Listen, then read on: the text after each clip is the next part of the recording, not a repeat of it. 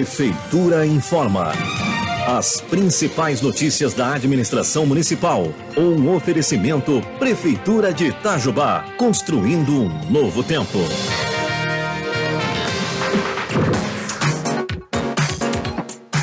Bom dia, Itajubá, bom dia, ouvintes da Rádio Futura FM.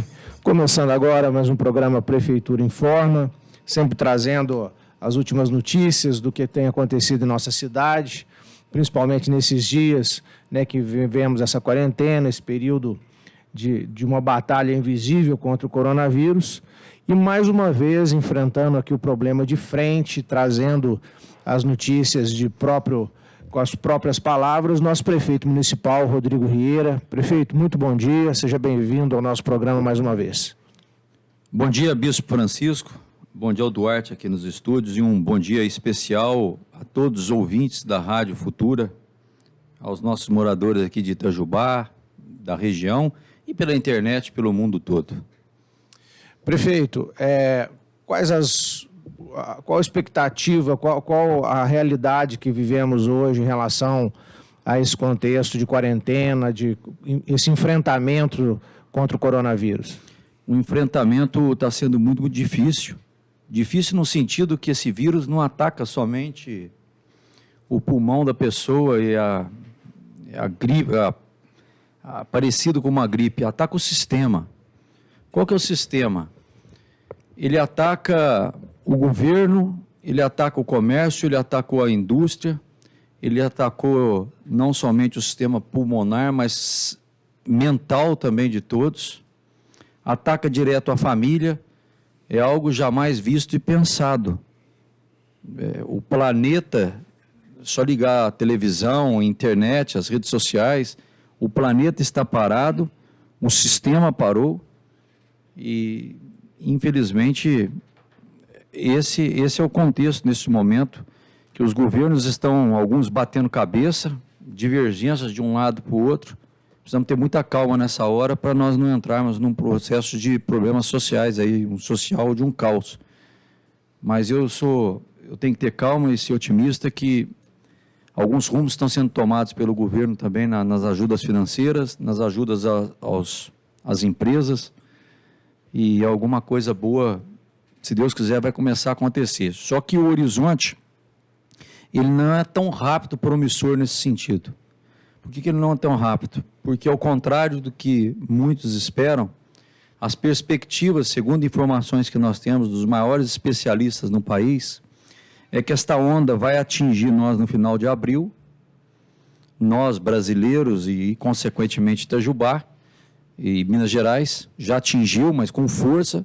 Ela vem para maio com mais força, ela estabiliza em junho e começa a descer em julho e agosto. Então, nós nem começamos, na verdade, nada. Nós estamos nos preparando para um tsunami que pode vir. Esse preparo, você pode amenizar o tamanho desse tsunami, dessa onda, ou aumentar o tamanho desta onda. Quanto maior for a onda, maior será o desastre. Quanto menor for a onda, menor vai ser o desastre. Essa é a perspectiva que nós estamos trabalhando. Prefeito, nós estamos vendo pelas informações internacionais, né, o Central Park em Nova York virou um hospital, né, lojas enmadeiradas, preparadas até para um caos, saques e coisas assim. O número de mortes, Espanha, Itália, cada dia assustador, quase 1.000 pessoas por dia.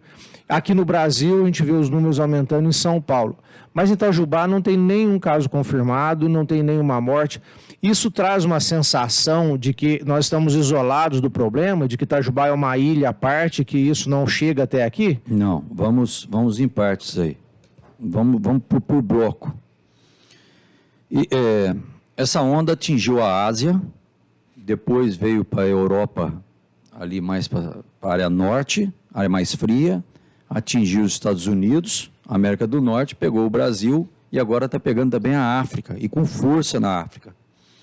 A temperatura nossa ajuda, neste momento, um pouco a conter, segundo informações dos infectologistas, dos biólogos e infectologistas. Mas isto tem um resultado até daqui uma semana, 2 semanas. Nós estamos numa região fria. Então, isso pode piorar um pouco.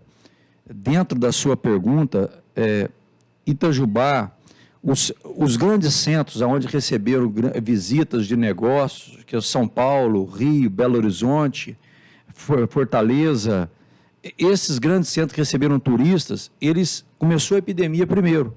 Mas lembrando que os nossos moradores aqui, muitos estiveram lá, estiveram visitando, sem saber da epidemia. Fizeram turismo de negócio. Nós temos aqui em Itajubá mais de 1.000 alunos da Unifei que moravam fora do país, estavam estudando fora. Nós temos indústrias multinacionais em Itajubá que exportam os seus vendedores, compradores, representantes que recebem e vão.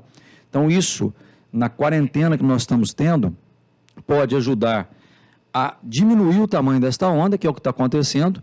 Nós estamos no começo com um case de sucesso aqui em Itajubá, e isso pode ajudar a amenizar. Por quê? Porque desde o começo, Itajubá foi a primeira cidade a cancelar eventos. Cancelamos aniversário de Itajubá, cancelamos festas de aniversário, festas de casamento, eventos públicos, fechamos missas, cultos, numa hora que ninguém estava fechando. Isso ajudou a reduzir aqui, a quase zerar. Nós estamos neste momento, mas o resultado que nós estamos fazendo aqui é o que vai aparecer dentro de 15 dias. Então, hoje nós estamos tendo a resposta que nós fizemos há 15 dias atrás. Daqui a 15 dias é a resposta que nós estamos fazendo hoje. Esse é o efeito cascata que tem o vírus, porque primeiro ele está incubado, ele começa a despertar, você só começa a fazer um teste se ele é positivo ou negativo depois de 7 dias, que desperta nas pessoas os sintomas. A maioria das pessoas são assintomáticas. O que é assintomáticas? As pessoas que têm e não percebem, mas eles são grandes transmissores desse vírus. É você aí que está me ouvindo que pode estar com o vírus, não tem nenhum sintomas e está passando para outras pessoas sem querer. Este é o grande problema. Então, o que vai acontecer? No seu 6º, 7º dia de estar infectado, você vai ser um potencial repassador desse vírus para muitas pessoas. Repassando esse vírus, vai pegar nas pessoas que, infelizmente, não serão assintomáticas, terão sintomas e serão internados. E, infelizmente, corre o risco de muitos, alguns deles, terem problemas mais sérios e alguns virem a falecer. Nós estamos, neste momento, com 9 pessoas internadas no setor de Covid, que é o coronavírus, no hospital. É um setor isolado. Segundo informações do diretor do hospital, 6 estão numa situação um pouco melhor, que pode não configurar, e 3 têm grandes chances de configurar, mas ainda nada certo disso. Eu preciso receber os testes, se foram positivos ou negativos. E por que não chegam esses testes logo? Porque o governo concentrou na cidade de Belo Horizonte, capital de Minas, todos os 853 municípios de Minas, todos os dias tem que mandar os exames para lá, e a concentração de muitos exames faz com que demore 5, 6, 7 dias para retornar esses exames.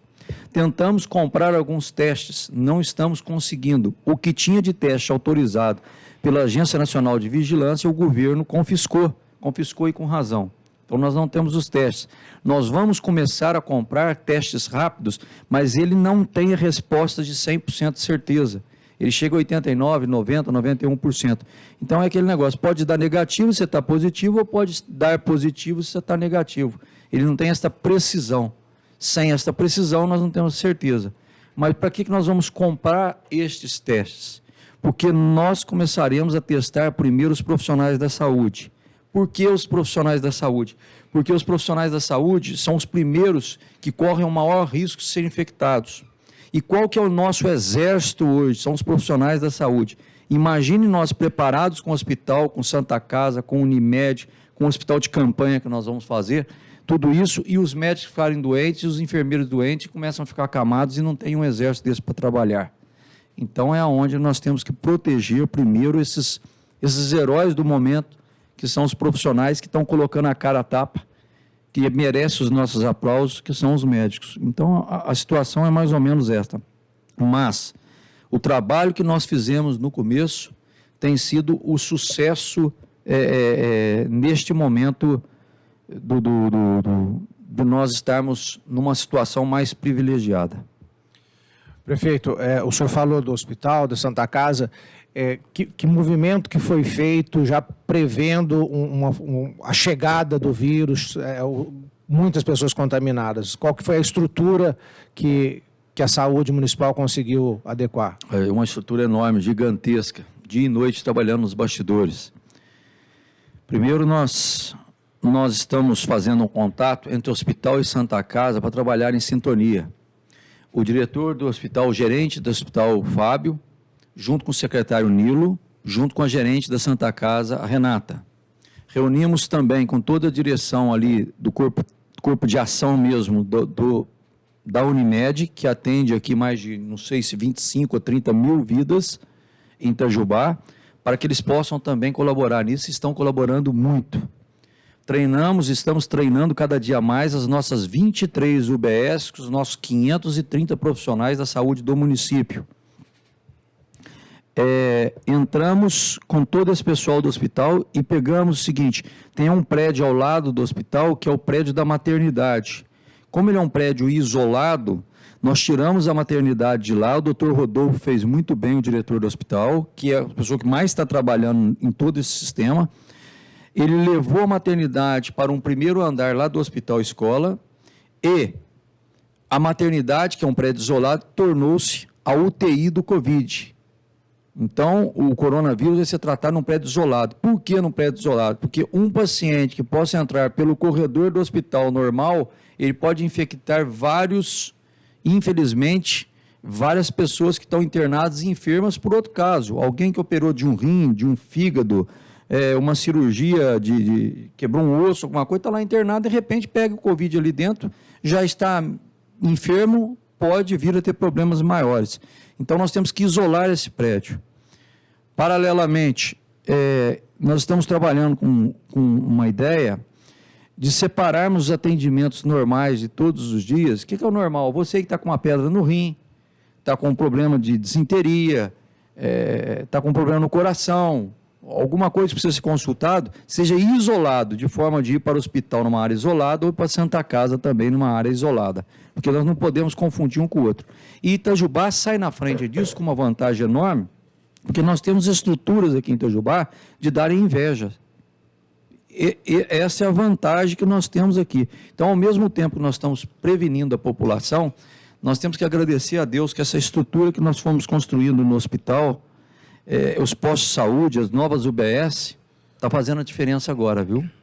Está fazendo a diferença. Você ter farmacêuticos, ter enfermeiros, ter médicos que nós aumentamos, eu dupliquei durante o nosso mandato, está fazendo uma diferença enorme, vai fazer na hora que a bucha estourar. E nós estamos preparando também, eu saindo daqui dessa entrevista, possivelmente uma parceria com a Universidade Federal. Ontem nós trabalhamos até 9 horas da noite no projeto, para nós fazermos um hospital de campanha lá no poliesportivo da Unifei, porque você tem espaço, você tem estrutura, você tem toda a logística que precisa dentro da Universidade Federal, quase ninguém transitando naquele lugar, que é importante isto. Para quê? Para as pessoas entendam o que é um hospital de campanha. Hospital de campanha é que você tem alguma coisa, se de vez você ir para o hospital, você vai para lá, você vai ser atendido lá. Ali vai ter médicos, enfermeiros, técnicos de enfermagem, professores, alunos, todo mundo ali. Um exército ali, na verdade. Detectaram que você está com Covid, alguma coisa, a ambulância preparada te leva para o hospital. Ou você está com Covid, mas seus sintomas são fracos, tranquilos, você vai melhorar em casa. Eles vão orientar como é que você vai ser tratado em casa, e a equipe vai todos os dias, ou quase todos os dias, para te ver na sua casa como é que você está e tudo certinho, para você ficar de quarentena em casa. 90% dos pacientes são tratados assim. Ou, se o problema é uma coisa que você comeu e te intoxicou, é uma pedra no rim, é um remédio que você precisa, você toma ali mesmo. De forma que não tenha risco de infectar e não ter essa sobrecarga no hospital escola. Vou dar um exemplo. Nós estamos com uma área isolada, mas ao mesmo tempo os casos normais estão ocupando quase 100% dos leitos lá do hospital neste momento. Gente que operou do coração, joelho, pé, mão, cabeça.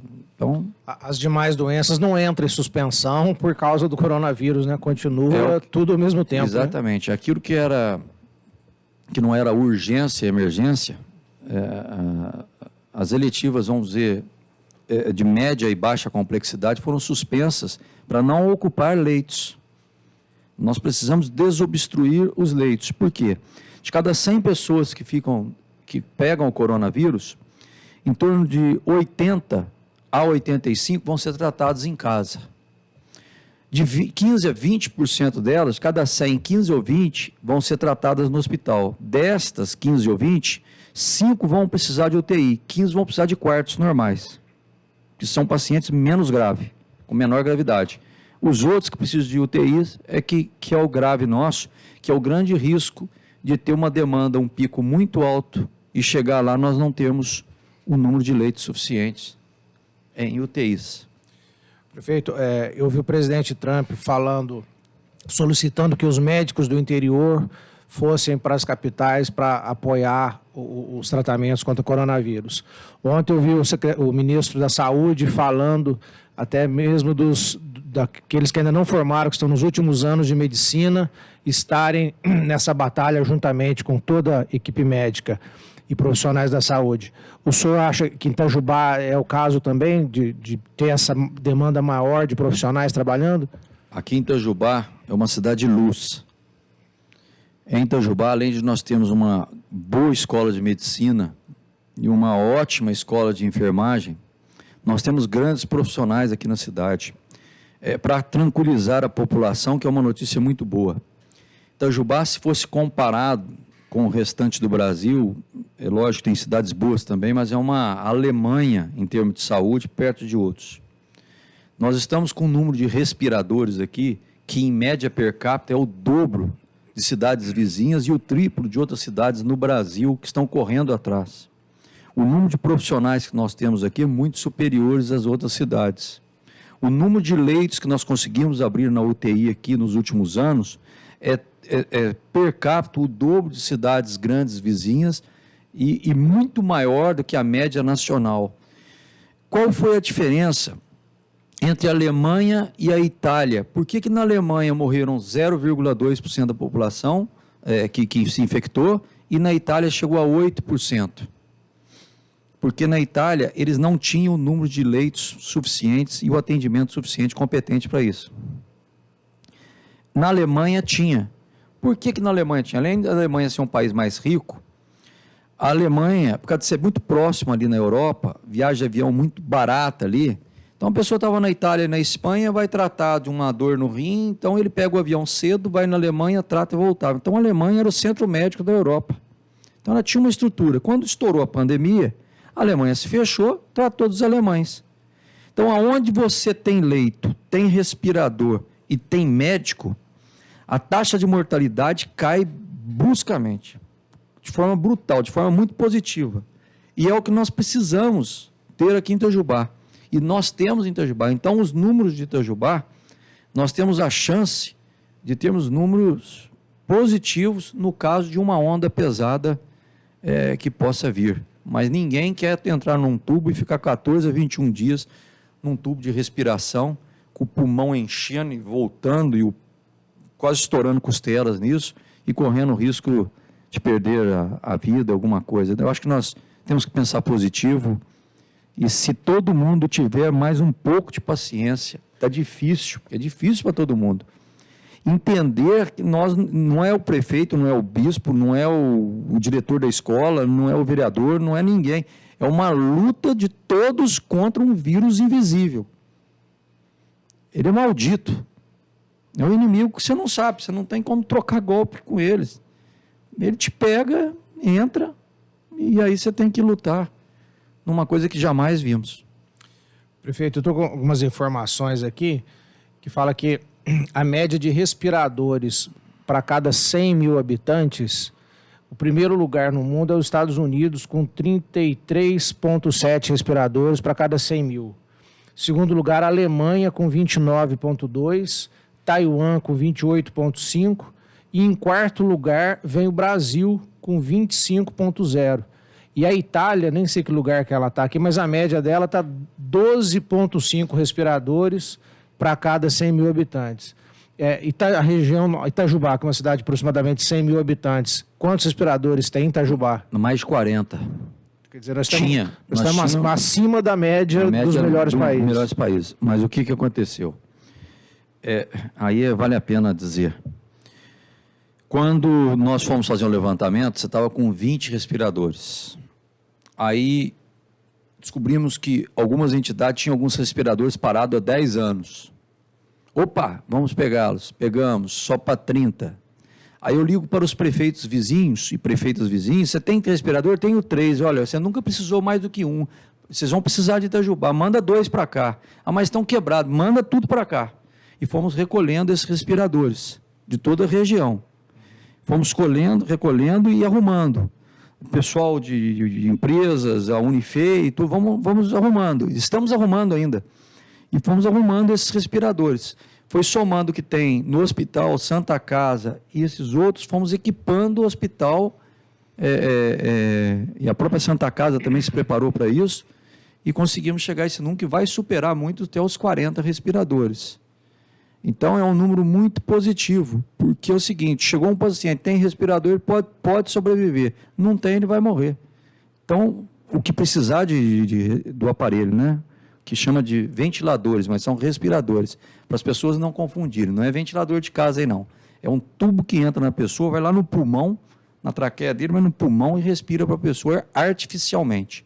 Até o dia que o medicamento, tudo começar a fazer efeito e desobstruir uma cristalização. Estou tentando simplificar, tem outros nomes técnicos, tá? A cristalização do pulmão. Porque quanto mais ele petrificar, vamos dizer, ele não consegue encher e voltar. Então, se nós conseguirmos fazer isso com o aparelho, a pessoa depois vai recuperando. Agora, as pessoas que têm algum problema de diabetes, pressão alta, problema em algum órgão, um transplante, alguma coisa, elas têm que ficar mais atentas que no mau funcionamento do pulmão e outros órgãos pode paralisar aquele órgão dela, é onde leva o risco. Mas eu volto a dizer, Itajubá está bem preparada, tem uma equipe médica, uma estrutura que nós ajudamos a criar que está dando certo. Nós vamos vencer essa batalha. Prefeito, há uma pergunta aqui até um pouco difícil. No pior dos quadros, eu me lembro que o doutor Nilo falou que nós estamos em torno de 11 mil pessoas acima de 65 anos, e aí tem um percentual de pessoas enfermas com menor idade, que eu não sei como esse percentual. Num quadro ruim, qual a expectativa? Assim? Pode ser que a gente perca muita gente na cidade? Esse cálculo já foi feito? A gente não quer perder ninguém, né? Ninguém. Você tem que seguir a média que está dando no mundo, né? E é uma média assim, que veio média China, depois você tem a média Itália, Espanha, agora a França, está picando na Holanda, e tem uma média muito abaixo na Coreia do Sul e na Alemanha. Depois você sobe, vem para os Estados Unidos, que é, em tese, o país mais rico do mundo, que não está conseguindo segurar. Se não está conseguindo segurar nos Estados Unidos, na Itália, na Espanha, você tem que fazer uma previsão Brasil. Aí vem os fake news também, dizendo informações que, porque na Itália a população é mais idosa, mas 50% dos internados na Itália tinham menos de 40 anos, dos internados que ocuparam UTIs. 50% das pessoas que vão para a UTI perdem a vida. Dos 5%, 2,5% é a média que estão perdendo. Se você pegar em países que tem 8%, tem países que tem 1,5%, tem países que tem 3%, como está acontecendo no estado de 3%, 3,5%. O Brasil ainda, devido ao clima e começar, está em torno de 2,5%, 3%. Você pega uma cidade do tamanho de Itajubá, que 800 podem chegar a precisar de internação, 200 podem precisar de UTIs. Aí você pega a média, que são de longe disto, tá? Eu só estou pondo uma suposição que é a média mundial. Nós temos um corpo médico preparado e UTIs preparados, você não pode descer e ser longe disso, é o que nós rezamos e pedimos a Deus para que seja. Mas você pega a média de 200, 250% vem a óbito. Mas, se nós não fizermos um trabalho correto, os 800 podem virar 4 mil internados. Dos 4 mil, você tira ali os 20% que pode estar internado, você pega 800, de 800 você pega metade. O segredo é mantermos esse isolamento, convencermos os idosos, que são a faixa acima de 60 anos, não chama até de idoso, o sujeito de 60 anos é novo. 65, 70 anos, novo, assim, está forte. Mas os números mostram que esse maldito vírus, ele ataca essas pessoas, não sei se o órgão está mais cansado, alguma coisa, ele ataca mais nessas pessoas. Mas não quer dizer que os jovens não corram risco. Eu volto a dizer, 50% dos internados que ocuparam UTIs são jovens de 20 a 40 anos. O jovem não está distante disso. E por que está acontecendo isso no mundo e aqui no Brasil também? Porque os jovens, eles tiveram essa notícia desde o começo que o jovem está ileso e eles estão sem medo. Então, eles estão pegando. E quando pega, joga na ambulância e joga lá para o hospital. E ocupa o espaço daquele que poderia se salvar e não vai conseguir se salvar. Prefeito, essa semana teve o episódio de uma pessoa até meu conterrâneo, de Ouro Fino, que veio para cá por transferência do SUS e veio a falecer. Confirmou que o caso dele foi coronavírus e assim, né, o povo, eu não gostaria de estar na posição do senhor nunca, porque até a culpa dele ter vindo para cá é do senhor, não sei se o senhor sabe disso. Não sabia disso não. Então, como é que o prefeito traz doente de fora para cá? Eu gostaria que o senhor explicasse como é que funciona essas transferências do SUS, né, que é uma rede federal, não está na mão do município, e se teve alguma confirmação. Pelos laudos que nós tivemos do paciente, pela tomografia, que é onde se enxerga o pulmão, tudo leva a crer, como diz o médico, é quase 100% de certeza que era o Covid. Esse paciente era um paciente de 72 anos, forte, tinha passou num cruzeiro de turismo, parece, alguns dias atrás, firme, sem nenhum problema, pegou o Covid e foi internado na cidade de Ouro Fino. Para que o povo entenda, UTI, quem paga isso é o governo federal, que passa o governo do estado, que paga direto aos hospitais. Tá? Então, uma UTI custa muito caro, uma internação de UTI muito cara. Então, o governo controla isso. Tem um sistema eletrônico, que, por exemplo, tem 20 UTIs aqui no hospital. Saiu 2, então estão 18. Lá no computador do estado, tem vaga, 2 vagas lá em Itajubá. Lá em Pouso Alegre, tem 15 UTIs. Tem 3 vagas, então tem 3 vagas. Então, se entra alguém de Ouro Fino, aqui de Marmelópolis, coisa, aonde tem? Tem Itajubá, vai para Itajubá. Tem Pouso Alegre, não tem nenhum Itajubá, joga para Pouso Alegre. Ou, lá de Ouro Fino, aconteceu, joga para Pouso Alegre, porque Pouso Alegre é a mais próxima. Pouso Alegre está lotado. Aonde? Itajubá, direto para Itajubá. Acompanhado, se preciso for, de um carro da Polícia Militar para chegar aqui e internar. Senão o hospital perde o credenciamento do SUS. Então, o que acontece? Nós estamos fazendo um trabalho enorme, com muita competência aqui, e acabou vindo um paciente de fora, porque é urgência. E veio um paciente de fora, para na ambulância, você vai deixar de atender? Você que mora aí em Itajubá, imagina se tiver lotado em Itajubá, tem uma vaga lá em Pouso Alegre, chega lá, o hospital fecha as portas para você e não vai atender, morre seu pai, ou morre você, um irmão, um seu filho. Então, isso existe. Agora, o que nós estamos fazendo? Uma campanha dos municípios, cada um defender os seus. Porque é uma situação de guerra. Se nós nos preparamos melhor aqui em Itajubá, investimos dezenas de milhões de reais nas 2 entidades nossas de saúde, é a hora, num confronto deste, de defender Itajubá, neste momento. O senhor falou da Santa Casa. A Santa Casa também está preparada para essa guerra? Sim. A estrutura, vamos ser realistas, a estrutura hospital ela é muito maior do que a Santa Casa. Não é por nenhum desmérito, não, tirando nada, não. É estrutura física mesmo. O tamanho de um é maior que o outro. O hospital tem 20 leitos de UTI, a Santa Casa tem 8. Uma Santa Casa tem quartos vagos hoje e o hospital talvez não tenha. Então, os dois têm que trabalhar em sintonia e estão trabalhando em sintonia. O secretário tem intermediado isso. O grande problema é a logística. O hospital teve a sorte de ter um prédio isolado. A Santa Casa, eu não sei qual que é o sistema, que ela vai ter que isolar um lado. Porque você tem UTI no 4º andar, o paciente chega com Covid, talvez o trajeto dele para o 4º andar, mesmo que seja de elevador, qualquer coisa, não sei como é que vai ser feito isso. Porque o mesmo paciente está no 2º, 3º andar, vai pegar o mesmo elevador.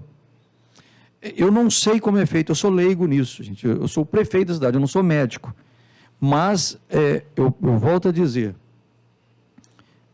se depender da dirigente da Santa Casa, olha quem está falando isso. Santa Casa que teve divergências políticas comigo, que é público e notório, nós estamos trabalhando em sintonia de mãos dadas. E acredito que daqui para frente deva ser assim. Peço aos médicos da Santa Casa e a Irmandade, deixem a dirigente tocar a Santa Casa neste momento.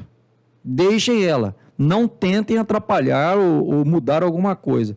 Ou mesmo na hora de ajudar, pode. E assim como eu peço também para o Hospital Escola. Deixem lá o Fábio e o Dr. Rodolfo também tocar. Assim como eu falo para o secretário Nilo. Você que entende disso, toque. É a hora de quem sabe jogar em campo, nós estamos aqui para ajudá-lo nos bastidores. Mas quem sabe tocar agora é que tem que estar no fronte de comando. Então a Santa Casa está se preparando sim, a Unimed se preparou. Eu não tive o contato com o CEAM, mas a equipe nossa pode ter tido. As nossas UBS estão preparadas. Nós vamos preparar, talvez, esse hospital de campanha. Para quê? Para que estejamos prontos. E eu peço a Deus que chegue daqui a 3 meses, e essa será a vitória nossa. Se alguém chegar e falar assim, nós não tivemos tantos casos, ou foi um exagero. Se tiver isso, mesmo que as pessoas possam chegar, fazer o que for, significa vitória.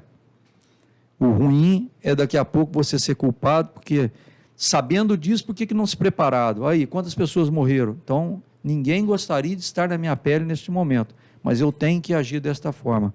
E nós estamos trabalhando e eu acredito que estamos fazendo o correto em todas as áreas, todas. Não é só na saúde, não. Paralelamente, nós estamos em contato com o Exército. Quero agradecer de público aqui o Coronel Cleiton, que o Exército está lá pronto no que for preciso para nos ajudar. Está de prontidão. A Polícia Militar vem desempenhando um espetacular trabalho conosco, junto com a saúde, junto com a Guarda Municipal, junto aos comerciantes. Ao mesmo tempo, eu tenho conversado com a Câmara de Dirigentes Logísticos, com a Associação Comercial e Industrial de Itajubá e com comerciários de Itajubá, que não são filiados a essas duas. Nisso você tem que conversar com pequenos e médios comerciantes, com donos de supermercado, com profissionais da área liberal, tem todos os tipos de serviço. Depois, você sai desse campo, você tem que trabalhar na assistência social. Quais são as pessoas que estão no limite da pobreza ou abaixo da linha da pobreza? Quantos alunos eu tenho na rede municipal, que são 7 mil, quais deles não têm condições de se alimentar porque vivia da merenda escolar? Qual o endereço? Como eu faço para chegar à cesta básica na casa desses alunos? Como eu faço para ter os funcionários suficientes para isso? Como eu vigio para não ter desvio e merenda em alguma coisa em cesta básica? Quais são os carros? Quem são os funcionários? Como que esse funcionário não vai se contaminar? Qual o posto que está abastecendo os carros para esse posto de gasolina não parar? Você entendeu que cada detalhe, cada coisa tem uma riqueza de detalhes que a gente tem que trabalhar naquilo. Quem são os secretários que estão à frente e os diretores? Quais diretores têm menos de 60 anos para poder trabalhar, porque os outros não podem correr risco? Então, tudo isso, bispo, o senhor tem acompanhado nós lá de perto, é importante que a população saiba. Por exemplo, nós vamos montar um hospital de campanha. Você montar um hospital de campanha não é simplesmente pôr lá no polo esportivo, não. Você tem que fazer a montagem disso, a engenharia de tudo isso, os profissionais que vão trabalhar para montar um hospital de última hora deste campanha. Esses profissionais eles vão estar protegidos, qual a alimentação, o transformador de energia elétrica vai aguentar os aparelhos que estão lá dentro. Aí você tem que pegar um gerador, aonde você vai arrumar um gerador uma hora dessa, estão todos alugados, mas tem que ter um gerador, senão você está tratando de paciente e de repente cai a energia. Qual que é a ventilação no local? Quantos litros, centenas de litros de álcool por dia nós vamos precisar num local deste? Banheiro, né? Banheiro suficiente, a limpeza desses banheiros, quais as ambulâncias, vamos dizer, preparadas, blindadas contra o corona para não espalhar para outros lugares? Qual a segurança que nós temos que ter nas ruas da Polícia Militar e da Guarda Municipal? 24 horas nesse momento. Não adianta toda essa campanha se lá no supermercado ou na porta do banco as pessoas estiverem aglomerando, vai tudo por água abaixo. O senhor é um bispo da igreja evangélica, aqui, uma das maiores autoridades. Como é que eu faço para conter? E é interessante isso, e eu entendo as pessoas ansiosas que buscam uma oração, alguma coisa, uma palavra que possa acalmar. Não pode ter uma missa, não pode ter um culto, que é aglomeração, e realmente, nesse primeiro momento, nós temos que conter, que depois vai vir a vitória de nós termos o menor número de casos. As pessoas, os profissionais que precisam do trabalho do dia a dia, aquele profissional que vive de vender o picolé do dia, que vive de arrumar um celular, que vive de vender a sua coxinha, a sua empadinha ali, que tem um aluguel que pode postergar porque vai ter que renegociar. Eu tenho um amigo que trabalha com celulares, por exemplo. Ele conversa comigo todos os dias, eu peço até desculpa de não ter resposta por mensagem, eu não tenho como responder 5.000 mensagens por dia, mas ele desesperado, e vai atrasar 2 aluguéis, que ele não está fazendo para comer e tal. Eu falei, olha, meu amigo, primeiro nós temos um horizonte promissor, o governo vai bancar o salário de 2 meses dos funcionários. Ah, mas depois eu tenho que pagar. Depois é outra conversa. Pelo menos não vai criar esse desemprego de imediato. As pessoas que não estavam registradas vão começar a receber R$600 durante 2 ou 3 meses. Isso pelo menos serve para algum remédio ou a comida dentro da sua casa, não gastar com outras coisas. É um momento de sobreviver, né? Sobreviver. Então é alimentação, não vai gastar com supérfluo. Bom, sem contar isso, para os pequenos e médios empresários, e até os grandes também, eu nunca vi na história do planeta a quantidade de dinheiro que o governo vai ter que jogar. Eu como prefeito, eu lembro que o governo chegou o ano passado e falou para os prefeitos assim, nós vamos colocar 2 bilhões de reais para dividir por 5.500 municípios, 500 e poucos municípios. Nós festejamos aquilo, para poder ajudar os municípios agora a pagar os médicos, os enfermeiros, o lixeiro, certo? O assistente social. Só na primeira demanda está vindo 16 ou 18 bilhões. No comércio, o ano passado, de empréstimo, o governo estava falando em 12 bilhões. O governo está falando agora em 300 bilhões de reais. Então você aí que é pequeno e médio comerciante, calma, que nesta semana, na outra semana, a Caixa Econômica, o Banco do Brasil e, logicamente, os outros bancos particulares vão abrir a mesma linha, com juros subsidiados, ao invés de ter juros de 10% ao ano, 6% ao mês, 7%, vai descer para 2%, 3% ao ano. Ao invés de ser ao mês, ao ano, para você, médio e pequeno empresário, poder pegar um empréstimo. E o governo sabe que muitos estão com o nome sujo, não tem crédito, não tem uma certidão negativa, o governo vai abrir mesmo assim para essas pessoas, para esses empresários. Então, pode clarear alguma coisa que você vai poder dividir isso em 3, 4, 5, 6, 7, 8 anos para pagar. Então, há uma mão do governo federal, as mãos do governo estão atentas a isso, senão quebra o país. Então, está parado. O dono de uma pequena loja de celular, um salão de beleza, uma barbearia, uma loja que vende produtos para criança, de brinquedos, de presente, eu sei que está parado. Mas está parado as companhias aéreas com milhares de aviões, custam mais de 100 milhões de dólares cada um. Estão paradas grandes empresas, grandes lojas, grandes centros, parou o mundo. Eu vou dar um exemplo meu, bispo, o que eu estou passando nesse momento. Nossa empresa possui 16 terminais rodoviários pelo Brasil, sem contar os outros que eu tenho em sociedade. Nós temos lá, eu acho que 300 pontos comerciais. Todos 300 pontos comerciais fechados. Eu vou receber esse aluguel? Não. Eu tenho que pagar para as prefeituras da qual eu tenho contrato? Tenho, mas eu vou ter que renegociar. Quantos ônibus, quantos passageiros transitavam nesses terminais por mês? 1, 2 milhões de passageiros. Quantos transitaram esse mês? 0. Eu tinha 30 funcionários, por exemplo, num terminal de uma cidade aqui do Vale do Paraíba. 30 funcionários, 32 em um. Quantos que eu tenho hoje lá? Um segurança e uma pessoa limpando lá para não deixar também ficar ermo local. Então, eu sei o que é isso na pele. Você ter também mais de 300 funcionários, diretos e indiretos, E que situação que fica? Rodoviária, ônibus, parou. Tudo pararam, aviões pararam, comércio parou. Então, esse vírus ataca o sistema. O sistema. E nem eu, nem você, nem o Trump, nem o Bolsonaro, nem o Papa Francisco temos outra saída a não ser trabalharmos todos juntos, encontrarmos um caminho para que possamos vencer e daqui a alguns meses voltarmos à normalidade. Prefeito, há o outro lado da moeda e que não deixa de ter razão, porque nós falamos muito, o senhor falou muito a respeito da saúde e da preocupação do que estamos fazendo, do que pode acontecer, e agora terminou esse momento da sua fala dizendo do problema econômico. E a gente vê muita crítica, né, nas redes sociais, as pessoas falando a crise econômica vai ser muito maior do que a crise da saúde, e que o senhor já descreveu um pouco dela aqui, né? O que falar para esse profissional que está nervoso? O senhor falou do empréstimo, falou do como o governo... É uma balança na nossa frente aqui, a saúde, a vida de pessoas e a segurança econômica, a prosperidade do empresário do Brasil, né, a prosperidade do nosso país. O que o senhor fala para essa pessoa que está nervosa, que está tensa com a questão econômica?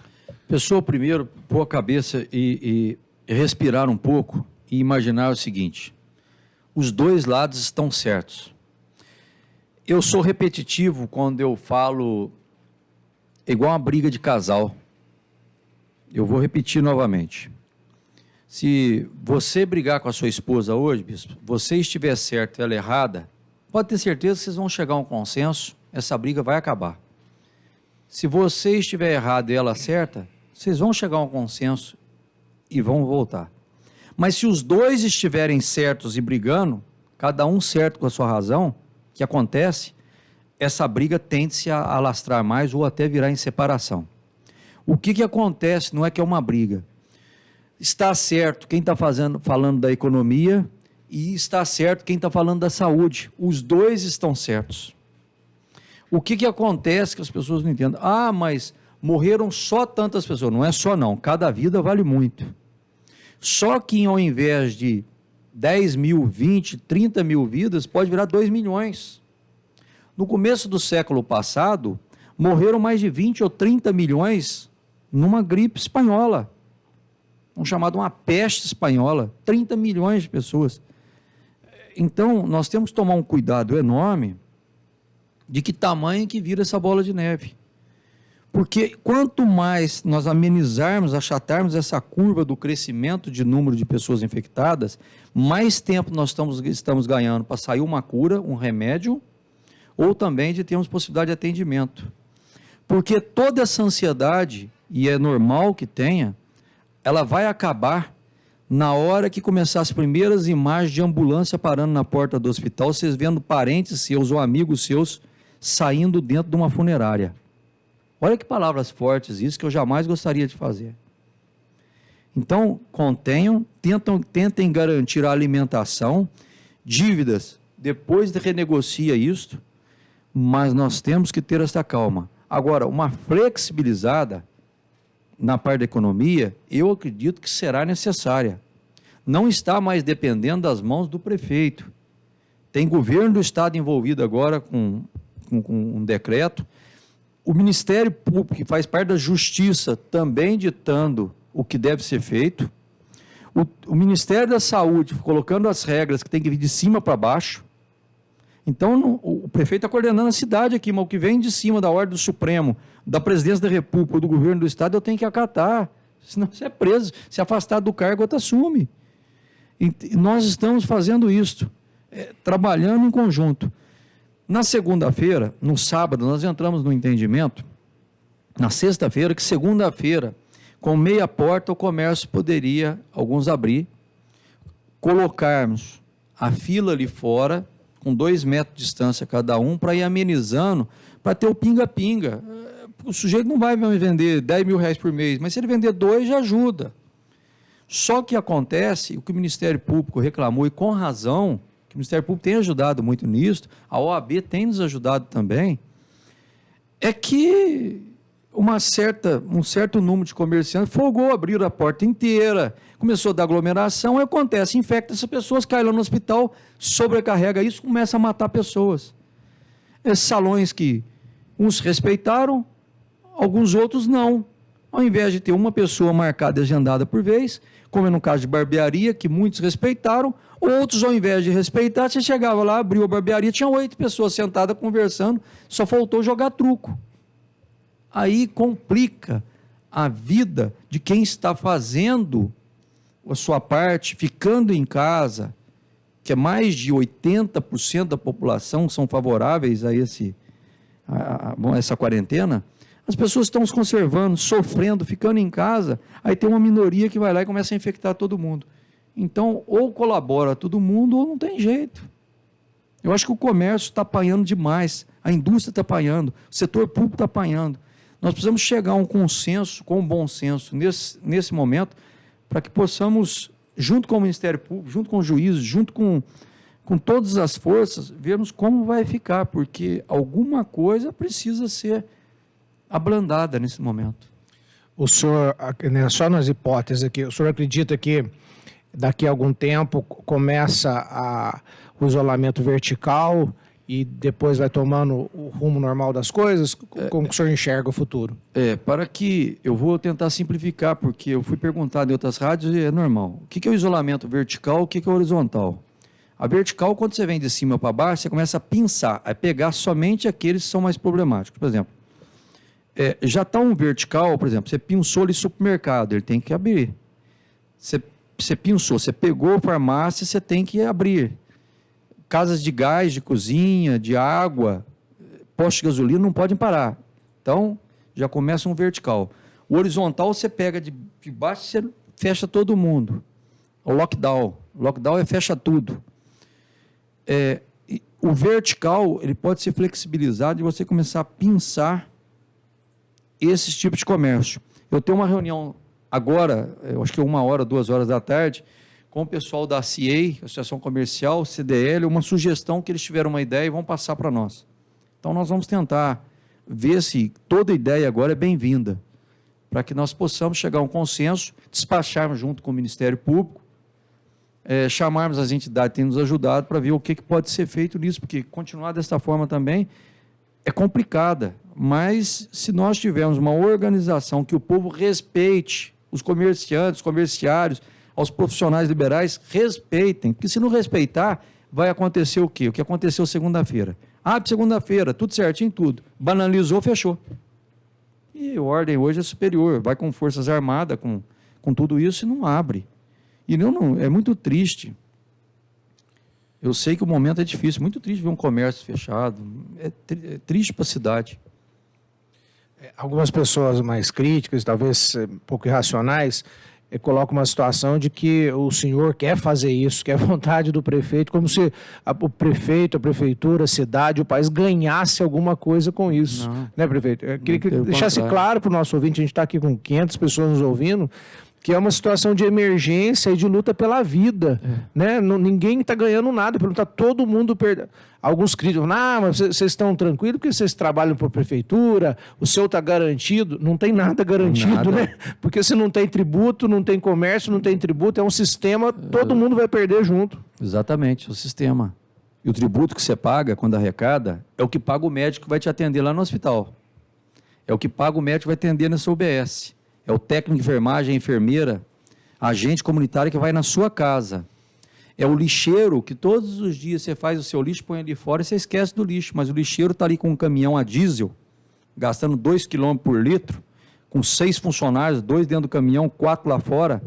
E lá no aterro sanitário tem um trator trabalhando, comendo diesel, funcionário em cima, terra por cima, certo? Onde a assistência social está comprando cesta básica com esse dinheiro. Onde está levando e tratando os nossos alunos e mantendo as nossas escolas com esse dinheiro. Lembrar que o sistema público, ele é feito para te servir, não servir a ele. O dinheiro que você paga para te servir é a iluminação da sua rua, é a lâmpada do poste, que se queimar vai ser trocada, que você sai e está andando. Então, esse sistema sofreu um nocaute. Nós perdemos a arrecadação também, não vamos pôr a corda no pescoço de ninguém, nem culpar. E você também está perdendo, o poder público está perdendo, o médico está perdendo, o comércio está perdendo, a indústria está perdendo. O sistema, o vírus ataca o sistema. Então, ninguém queria. Eu gostaria que tivesse bombando o comércio, bombando a indústria. Eu vou só fazer um retrospecto aqui, como a minha situação passa de prefeito. Além de todos esses problemas, olha para você ver, e vocês estão me ouvindo.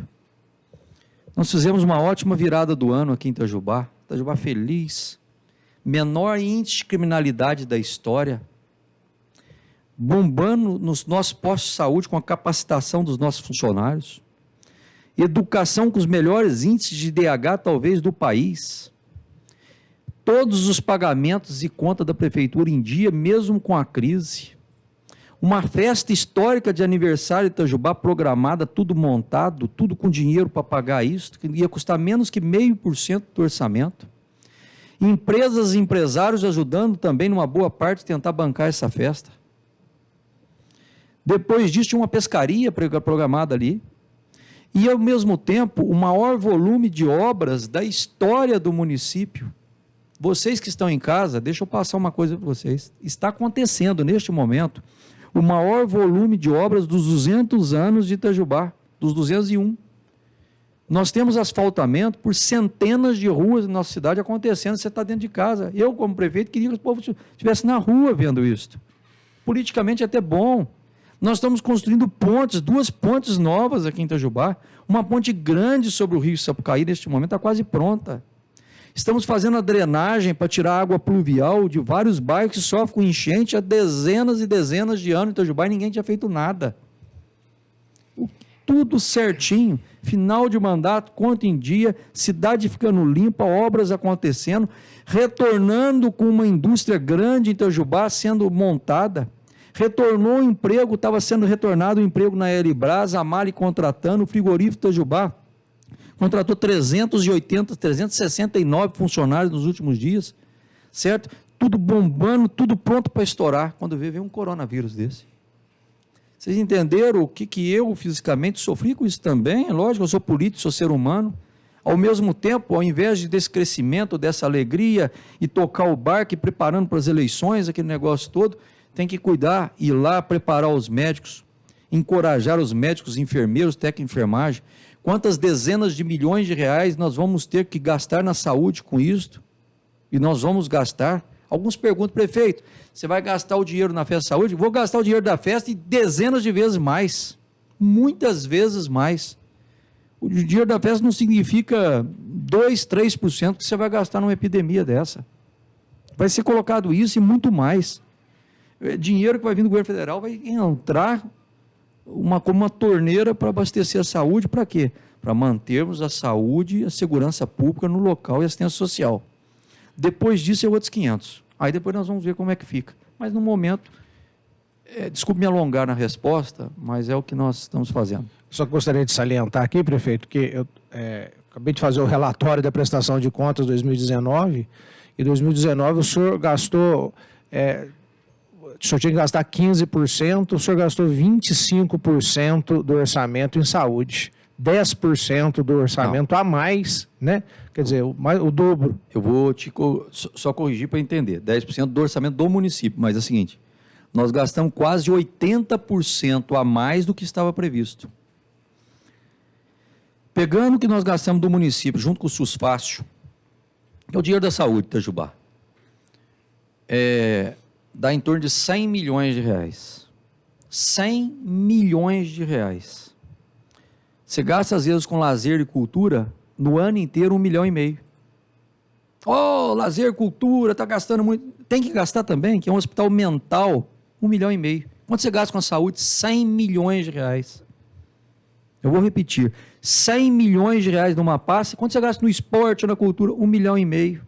2 milhões de reais, que precisa. Quanto você gasta em tantas obras, tudo? Quanto gastava em média? 5 milhões, 8 milhões? Eu não estou dizendo a limpeza pública, outras coisas que são corriqueiras, né? São do cotidiano, desculpe. Mas quanto você gasta? Tanto. Quanto gasta na saúde? 100 milhões. Quanto que gasta na saúde? Próximo a 60, 70 milhões de reais. O maior volume de recursos está na saúde e na educação. Se eu tivesse 1 ano do meu mandato, 1 ano, falar, olha, esse ano o governo federal vai pagar a saúde, você pode pegar todo o dinheiro da saúde e coloca em obras. Você estava andando numa Suíça, numa Suécia hoje, aqui numa Alemanha, porque a saúde consome realmente muito mais e tem que ser gasto mesmo com a saúde. Aí vem alguns covardes, às vezes, e falam muitas besteiras. Eu ouço, eu continuo trabalhando, mas falam muita besteira. Olha, devia pegar isso, ter gasto na dengue, nós gastamos com tudo que fosse possível, com todos os serviços, com toda a estrutura. Por exemplo, se segura a dengue como recorde de menor número de casos durante 5 anos. 5 anos, se é a cidade que menos teve dengue. Durante os primeiros meses, é que menos teve dengue. Num mês estoura um pico a mais de dengue, vem aqueles mentirosos de momento, falam assim, olha, Itajubá é a 2º lugar no sul de Minas de dengue neste mês. Pô, fala dos outros anos, fala de tudo isso. No momento nós desviamos o foco para pegar o coronavírus, aí dá uma subida no número de dengue, que é infinitamente menor do que foi no passado. Só que é o seguinte, 95% dos casos de dengue não depende do município. A dengue está onde? Está no quintal da sua casa. Está onde o sujeito deixa um prato sujo, um pote sujo, não limpa uma caixa d'água vazia, que fica com um pouquinho de água, aí vai lá e culpa a prefeitura de dengue. Não é. Qual prefeito do mundo quer ter dengue na sua cidade? Nenhum. Então a população tem que ajudar. Por quê? Porque nós temos que ajudar a combater junto todos eles, tanto o coronavírus como a dengue, chikungunya, todos esses problemas que nós temos. Mas nós estamos fazendo muito bem esse trabalho. Prefeito, uma pergunta interessante aqui. Há algum trabalho da prefeitura para socorrer aquele que pode estar passando necessidade, com cesta básica, alguma coisa assim? Mas muito, muito. E não adianta ter oportunista também. A prefeitura tem cadastrado, e é feito pelas nossas psicólogas, pelos agentes comunitários, todas as famílias que estão realmente nessa linha de necessidade. O CRAS nosso, que é esse centro especializado aí, regional de assistência social, de atendimento, ele tem cadastrado as pessoas que realmente precisam. Eu já despachei com o secretário Robson, com o João Palma, diretor, com toda a equipe, para que nós possamos entrar abastecendo essas pessoas que precisam do arroz, do feijão, do macarrão, do sal, do açúcar, do óleo, o que eles precisam para ir mantendo esses dias a calma, porque eu entendo, a pessoa se não tiver nada para comer, ela vai para a rua e vai tentar alguma coisa. É da natureza do ser humano, do bicho. Eu tenho que comer. Então, nós estamos fazendo o máximo possível para que milhares de pessoas recebam esse apoio. Isso já está sendo preparado, já está chegando em diversas casas. Milhares de casas. Se eu estiver enganado, que o senhor me corrige, eu vi algum comentário a respeito da alimentação que seria usado para as escolas e serem transformados em cesta básica, uma vez que não está tendo o uso na escola, e para não perder o alimento. Isso é real? É real. Exatamente. Eu ordenei que fizesse o seguinte: pegue toda a merenda escolar, que são toneladas e mais toneladas, que estavam em nossas 23 escolas, 16 creches, se eu não me engano, e separamos isso, pegamos os alunos que mais necessitam, dividimos e já estamos levando para essas casas. Então é um trabalho enorme sendo feito nesse sentido. O tempo que tiver parado as escolas, nós vamos pegar o dinheiro também da merenda, dividir em cesta básica e levar para essas crianças, para os pais que realmente precisam, para alimentar essa família e as crianças. A assistência social também tem um recurso que já aumentei as compras, acho que em 10 vezes o que era normal por mês, para levar para essas casas. Então, nós tiramos, por exemplo, os moradores de rua, pegamos um por um e levamos lá para o Tigrão, porque eles podem ser infectados e podem ser grandes transmissores também. E eles têm problemas de alimentação. Então, nós estamos tratando dessas pessoas também com muito carinho e atenção pelos nossos assistentes sociais, também essas pessoas. Tem aonde dormir, onde tomar banho, tem um vestuário, tem alimentação, está até melhor para eles agora, certo? Muitos nós estamos tentando tirar, nesse momento também, do caminho das drogas, do álcool. Há um serviço sendo feito paralelamente, conjuntamente, com o problema do maldito vírus. Prefeito, minhas perguntas aqui se esgotaram. O senhor gostaria de trazer mais alguma direção para a nossa população, calmar o coração do nosso povo. Vai passar, né? Vai passar. A maior verdade da vida, tudo passa, né? A coisa boa passa e o momento difícil também passa. Então calma que daqui a pouco isso tudo acaba. Vai dar tudo certo. Quem estiver ausente durante essa luta não merece estar presente durante a sua vitória. Vou repetir. Quem estiver ausente durante essa luta não merece estar presente depois na sua vitória. Nós estamos precisando da força de todo mundo. Porque nesse momento existe o super-herói, existe o pronto para tudo, e existem os covardes. Eu não vou admitir todo mundo que os covardes depois venham no final, aos 45 do segundo tempo, aparecendo em carinha de bonzinho. A cidade não é tola para isso não. Então quem quiser ajudar, contribuir, é falar com seu vizinho, falar com seus pais, conscientizar, evitar fake news. Tem sites hoje, é fato ou fake. Tudo que você receber, veja se é fato ou fake. Eu estou vendo aí uma guerrilha contra a China, contra isso, contra aquilo, que armação, que aquilo. Olha, não leiam coisas que podem ser negativas. Olhem se é fato ou fake. Um vírus tão mau quanto esse coronavírus é o tal do fake. O fake news, ele é terrível. Eles mentem. E o tanto de farmacêutico e médico que surgiu nesse momento? Fake news. Que água quente vai matar, que isso vai matar, que a temperatura vai, que você fechar o carro, ficar dentro do carro, você vai ficar com 30 graus, então mata o vírus. É tudo mentira. Senão você estava falando isso na televisão. Então eu peço que todos tenham atenção, tenham tranquilidade.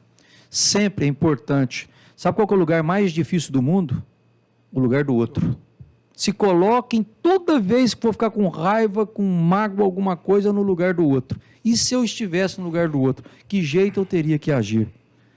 Pense e, por favor, peçam a Deus, rezem, faça a sua oração, que isso vai passar. Nós temos uma cidade linda, uma cidade de um povo ordeiro e trabalhador, de um povo acolhedor, de uma estrutura médica invejável para o resto do país, invejável mesmo, e que se todos colaborarem como estão colaborando, a maioria imensa da população está colaborando. Eu tenho certeza que o resultado vai ser positivo no final dessa batalha. E daqui a pouco, nós vamos poder contar para os nossos filhos, para os nossos netos e no futuro, que quando nós passamos por isso, Itajubá foi uma cidade de sucesso, em que o povo ajudou, o poder público ajudou, e nós fomos muito melhores que os outros e tivemos poucas perdas.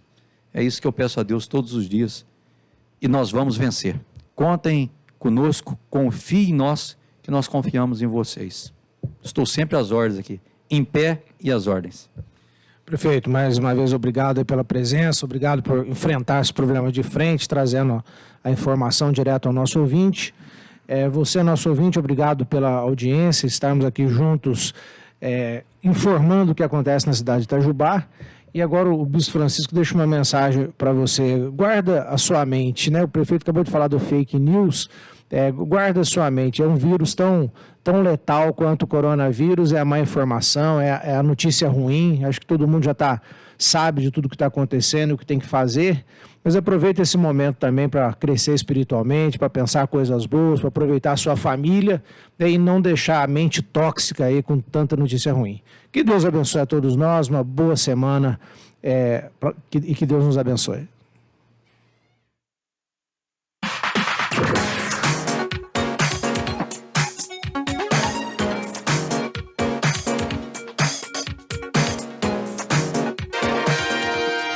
Prefeitura informa.